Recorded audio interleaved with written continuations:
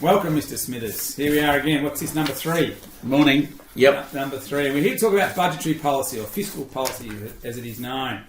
And with the SAT coming up shortly, it's really important, students, that you are fully aware of the budget, and particularly of some of the key events in the budget over the last 4 years, and especially over the recent budget. Quite a controversial budget, Mr. Smithers? No. The recent budget was very, very light on for controversy. Unlike the previous budget, in which they've had a lot of trouble getting their policies through the Senate, things like the GP co-payment, the 6-month wait for people to get the unemployment benefit after becoming unemployed. These things have all been held up in the Senate and has stalled the budget progress. Well, you call it progress. Yes. Some people wouldn't call it progress, which is one of the reasons why it has stalled in the Senate. And also, massive hit on confidence. Well, one of the reasons why we've had such a big hit on both business and consumer confidence. But that was last year's budget. Yep. We need to focus. Mind you, students, you can use examples from last year's budget, although you may be asked specifically about this year's budget. And that's something you need to be aware of. But some good points raised there by Mr. Smithers about things being stalled in the Senate. One of the weaknesses of budgetary policy, if you're ever asked to evaluate the effectiveness of budgetary policy, you can look at some of its weaknesses, and it is impacted by the political cycle, but also by the parliamentary makeup in Australia of our Senate, which they don't have the control of. The current government doesn't have the control of, and as Mr. Smithers said, a number of key initiatives in last year's budget didn't get passed. Some did, and it's good to have an understanding of them. Particularly the budget deficit repair levy is a good one to have in your notes or have an understanding of. All right. Now, just an interesting slide that we're going to combine. 2 slides here. We're going to talk about the fact that the reason that we're having bigger than expected deficits at the moment, and the fact that the current deficit for this financial year is blown out to 41.1 billion, when they projected just about a 30 billion deficit, is because of the mining situation. Well, I mean, we mentioned this in our last Camtasia, where Australia's a one-trick pony. And this is a real concern looking forward for the Australian economy in general, but also for the government's receipts. And as the mining contribution has dwindled because of the significant reduction in the iron ore price, but also other commodity prices, hard commodities have fallen in price, we've seen a cut to government revenue going forward, significant cut to government revenue going forward, as a response to the fall in terms of trade and the falling price of our key commodities, export commodities. And if we look at just the major one, which is, as you all know, is iron ore, we can look at the spot price on the right. So we've got a little bit of a rebound just recently. But we've got this trend downward. And if we look at the forecast trend, we've got the government expected much higher prices, sort of plateauing somewhere around here, which would have seen them get tens of billions of dollars more company taxation revenue. So when the heading says that it's affecting revenue, the forecast revenue of company tax revenue from mining companies has been decimated by this fall in the iron ore price down to around 40. And don't forget that, students, that a budget is just that. It's an anticipated or an expected document that outlines future revenue and future expending measures, and they make their assumptions and predictions based upon information they get from Treasury and other sources. And at the time, they believe those predictions or those estimates are reasonably accurate, but as has been proven time and time again, particularly in the last 4 to 5 years, we've seen significant changes to those predictions, and particularly around commodity prices. Now, in terms of trade, we all knew it was coming.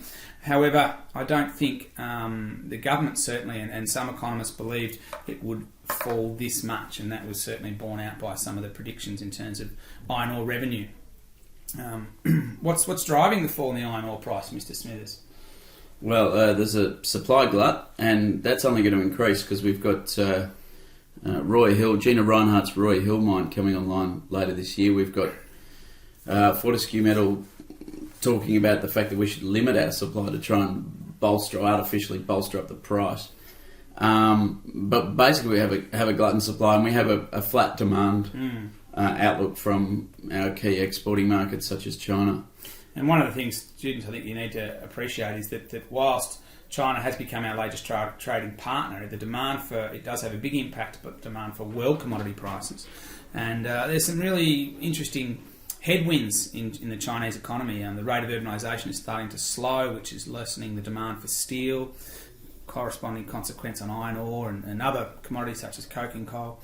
And we're seeing that slowdown in growth in China have an effect on Australia's iron ore prices, but all feeding through to other markets as well. And the flow-on effect, the multiplier effect of the falling iron ore price, you see cuts in jobs in the mining industry, miners returning from the mining industry to lower paid jobs. As Mr. Smith has said before, confidence has taken a hit, but also incomes are taking a significant hit. And when people have less income, they spend less, and we're seeing very slow growth in wages at the moment.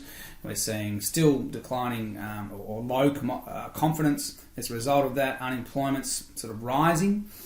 Slowly, yes, but it is well above 6%, or above 6% at the moment, and hovering around 6.1, 6.2, 6.3. All these things are feeding through to some weak economic activity in Australia, and corresponding effect on the budget outcome. Yeah, and just going back to the rebalancing, which is the slide before as well, and we can look at this impact of mining investment. And while we've seen a rise in exports, the key driver we got in terms of economic growth over the last however many years was this mining investment, peaking here in, I think, around 2011. And this has really dropped off, and the economy is looking to other parts of the, or at least the government are looking at other parts of the economy to start driving economic growth, given that mining investment has fallen away so quickly. And it's this concept of rebalancing away from the mining investment boom. We've moved into the mining production phase, which is less labour intensive. We've still got good export quantities. The value's there to some extent, but it's been made up by the quantity of exports. But at the same time, this rebalancing away from the mining sector that the government is looking for towards traditional non-mining manufacturing, if we've got a manufacturing industry left. Also, they're hoping some service exports will pick up as the dollar falls. But it's an interesting issue, the falling Aussie dollar, and how far it's gone and how far it's got to go. And the Reserve Bank is certainly keen, from all its literature, to see it fall further. All right, back to this budget and some of the nuts and bolts.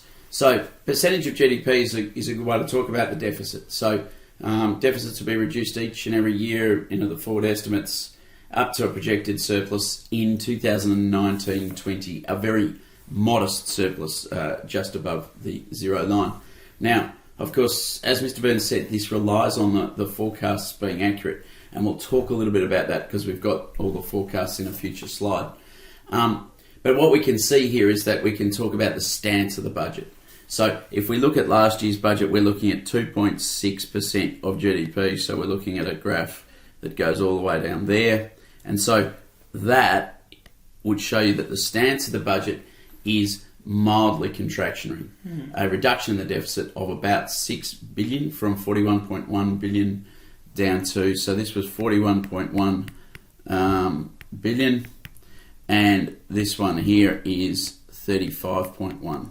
So that's a mildly contractionary budget, as you would have read in your Ross Gittins article. Yeah, a good article, that one, and one that explains that this budget is not going to, certainly by mildly contractionary, mean it's not adding to growth. In fact, it's probably going to put a little bit of a stoppage on growth, despite what the government's saying in terms of this is a stimulatory budget, through the small business tax write-off incentives and through other the tax cuts to small business, and they might be stimulatory of themselves. Well, there's some debate over that. But at the same time, as Gittins explains, and Mr. Smith has identified before, this budget looks, or if we look at this budget from a macroeconomic demand management position, from a Keynesian position, it will have a mildly contractionary effect on the economy. It's not significant, but it's not. And students, this is a conversation that you need to be able to engage in. It's not of itself a stimulatory budget. And that's something I think that gets lost sometimes in the media, in sort of the headline stuff. And that's an interesting juxtaposition to monetary policy, which clearly is in a very loose phase. And that leads into our next topic. And one of the the key questions you need to be able to grapple with is the policy stance. Not in this SAC, by the way, not confusing it, but later on in Unit 4. Not the policy stance, the policy mix is what I'm saying, the mix between monetary and budgetary policy. And whether they're complementary or in fact, as they were last year, quite contradictory. That's with correct. one moving one way and the other moving the other. This way, this time they're a little more complementary. But, I think with the words mildly contractionary are the words that we're sort of looking for when we're talking about the budget stance. Obviously, the outcome, we're looking at a deficit of 35.1 billion next year if what they say in their projections are true. So, and we're still waiting to see this figure, so we'll get this at some time in the near future, and we'll find out exactly how the 2014-15 budget did pan out. Okay, to get back to surplus, receipts will rise more quickly than payments. I think what we're getting at here is that in fact the government hasn't made any major slash to spending. And they did try though last year. They did try. I mean, you've got to give them some credit. They went out hard and fast early last year in their budget, and I can't remember the exact figures, but several billions of dollars apparently are stalled in the Senate. And this was this rhetoric about debt and deficit they wanted to get down. But they haven't been able to get a significant number of their measures through the Senate, as we mentioned earlier, and this has meant that their spending is pretty much on par with previous budgets. Yeah, so a lot of this is to do with bracket creep too. So some of the commentary in, I think, Gittins and Pascoe talked about the fact that the bracket creep will enable them to push those receipts up.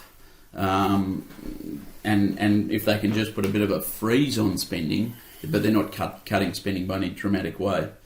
Bracket creep, by the way, students, sometimes known as fiscal drag. It's where your real income gets reduced by taxes as your nominal income gets pushed into a high tax bracket. So effectively what happens is the government is able to recoup more of your income without actually doing anything. They sit back and allow for inflation to push your nominal income into a higher tax bracket, and as a consequence of that, you end up paying a higher real rate of tax. It's depends on what view you take. It's an insidious means of increasing tax, some people argue. Other people argue it's a good way of bringing a budget back to surplus. Some governments around the world index tax rates so that your real rate of tax stays the same per year, but this government certainly is allowing bracket creep to increase receipts, and then of course probably before the next election or before an election they give you back your bracket creep in a tax cut and look good. All governments have done that in Australia. It's a common political strategy, but we digress. Yes, we do. So moving on, here is a list of the major savings in the 2015-16 budget and their impact on, and you'll see that some of them have an immediate impact. Some of them don't have an impact at all in the short term and will only impact in subsequent years. Yeah. So one of the big ones there is the asset test to Social Security. Particularly the pension, yes? Particularly the pension asset test, which is likely to see some savings in the budget as they reduce the pension payments to those people with high levels of assets. Actually, quite a more of a Labor Party policy in some ways, the assets test, because it is means testing the pension, one would argue.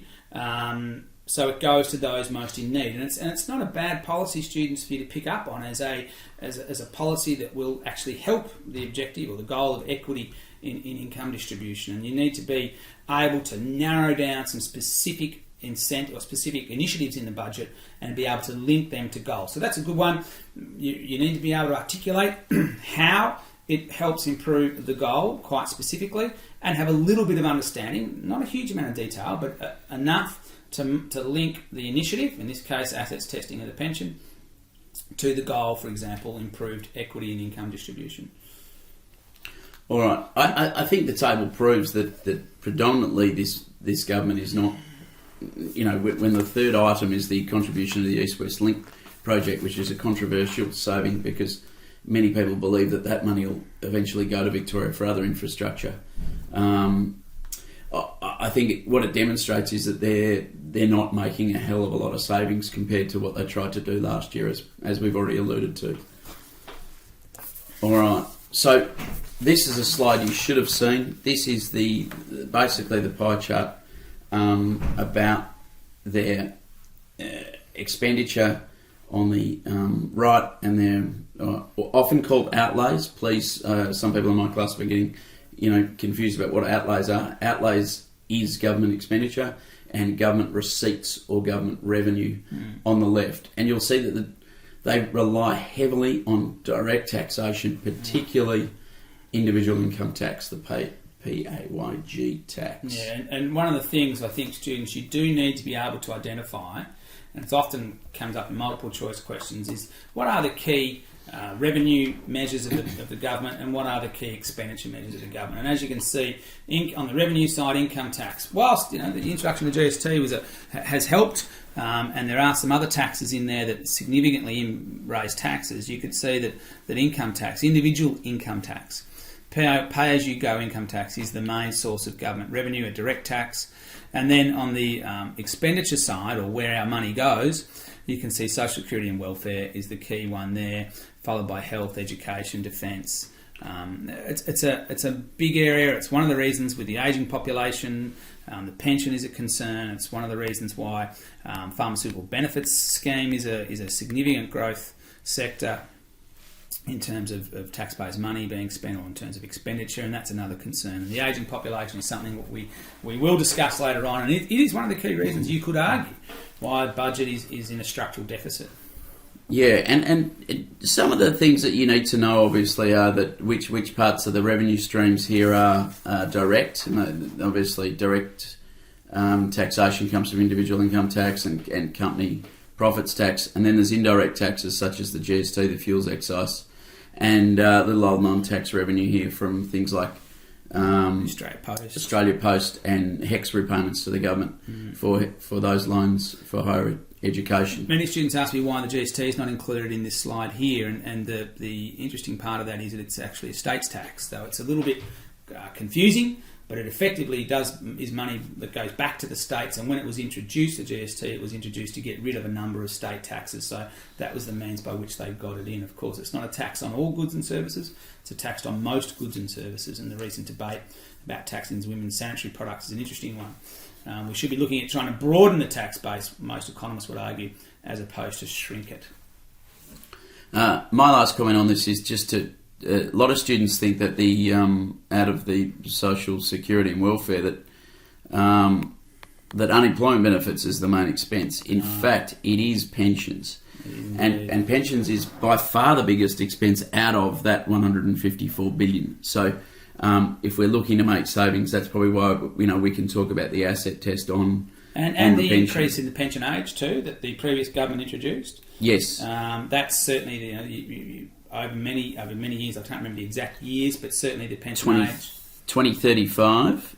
I think it is being raised to 70 years of age. Yeah. So it's a gradual increase up by half a year over 10 years up to 2035. That'll bother you, Mr. Smithers. I imagine you'll be worried about getting the pension at that age. Probably, yeah. All right. What do we got here? Federal budget outcomes.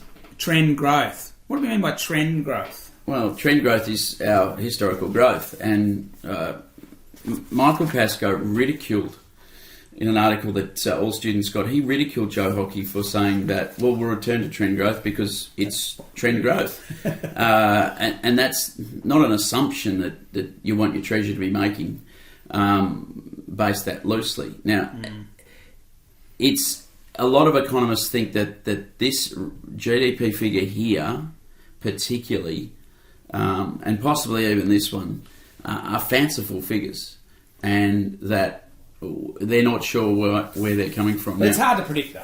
I mean, that's the point that I think we need to be aware of, and that's that growth figures are notoriously difficult to predict going forward. As we know, growth is affected by a number of factors, but there are cyclical variations in Australia's rate of economic growth. Ian Macfarlane said, I think 8 years ago, when he was Treasurer of the Reserve Bank, that we need to become accustomed to seeing GDP with a 2 in front of it as opposed to a 3.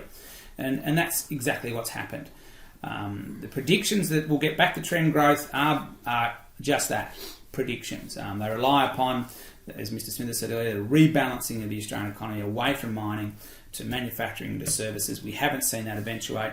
Hopefully the falling dollar will provide some stimulus over the long term. There are consequences of that in the short term, but over the long term that might provide some impetus for growth in the Australian economy. But it is it's hard to see it happening without significant growth in the rest of the world. And there, whilst I noticed last night there was some good economic data out of America which will help looking forward, but there are some significant structural issues in Europe as well. All right. Now, building on that is the analysis here of past predictions. So a budget is only good as how accurate its forecasts are. And we've mentioned this before, and the fact that they got smashed, particularly here with the terms of trade. If you look at that figure, and I know my class has looked at this graph, or table rather, and we've seen that some of the forecasts, a lot of them aren't that far out, but some of them they got smashed on, and this is one that they got smashed on.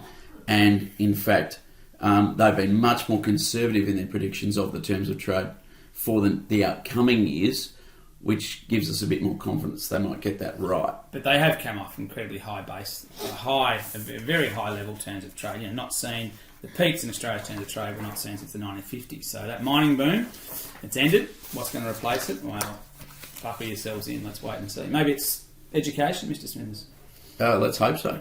International education. That's it. Ivanhoe leading the way. Now, if we look at this this set of tables, we're looking at the relationship between net foreign debt, particularly government debt, and running a budget deficit. So, now, a lot of my students are getting confused with the budget outcome and trying to link in net debt. Now, the budget outcome is just your revenues minus your expenses. And if that turns out to be negative, then you're running a deficit. But how you service a deficit over time requires borrowing. And this shows you that as we go into further and further deficits, or deficits over the long term, then we're racking up public sector debt. But don't forget though, public sector debt is not bad of itself. And we need to put this into context of Australia's position around the idea of fiscal balance. Fiscal balance, we argue that we balance the budget over the course of the business cycle. And this is the automatic stabilisers, the cyclical component of the budget, doing what it's supposed to do, which is move the budget into an expansionary stance when the economy slows in order to smooth out the business cycle, in order to expand the economy as growth falls, as it has done in the last few years, and unemployment rises. We want the budget. The budget is designed to go under traditional Keynesian economics, macroeconomic theory, to go into an expansionary deficit position. We can borrow funds, finance that deficit, and cushion the slowdown in economic growth. The flip side, of course, is that when the economy grows, and this is the problems a lot of economies around the world have had doing, when the economy grows and the budget gets automatically pushed back into a contractionary stance, and ideally towards a surplus outcome, that money is used to repay debt, and that's the concept of fiscal consolidation. So that's sort of the approach that most of the Australian governments have taken recently in the last sort of 10 to 15 years. And it makes sense when you look at it. The danger is when you start to get that increased revenue from a growth period, you don't use it to pay down debt. The previous Howard Costello government did that quite effectively. They also sold off a lot of assets to pay down debt, and people sometimes forget that. But at the same time, this budget in a contractionary stance, you could argue, is going against the traditional position the budget should be doing, which is trying to stimulate economic growth. It's an argument, but students need to be able to grapple with that. So we just need, you made a point of that, not million. Yep. Yeah, that figure there is millions, as alluded to. Now, this is just the same data that we've seen before about our long-run budget outcomes and the underlying cash balance. And we can see here during the years that we talked about with the past budget where we paid off that debt was a bunch of surpluses provided by the Howard Costello years. Now, some would argue that those surpluses could have even been bigger if they hadn't passed on tax cuts that we're now paying for here particularly the fuel index. The indexation of petrol was one controversial one. The removal of the indexation of excise tax on petrol has had a significant impact upon the budget revenue stream, and that has had consequences now. One of the reasons why we're struggling to find a sort of the budget to move into a structural surplus is because of cuts to ongoing revenue streams. Decisions taken today have an impact in the future. Decisions taken 5 to 10 years ago are having an impact now. And I'd just like to comment that this movement here demonstrates exactly what Mr. Burns was talking about in terms of the fact that the budget should act in a counter-cyclical way. That is, that you are meant to go into deficit at this point in time when you have, in this case, the global financial crisis.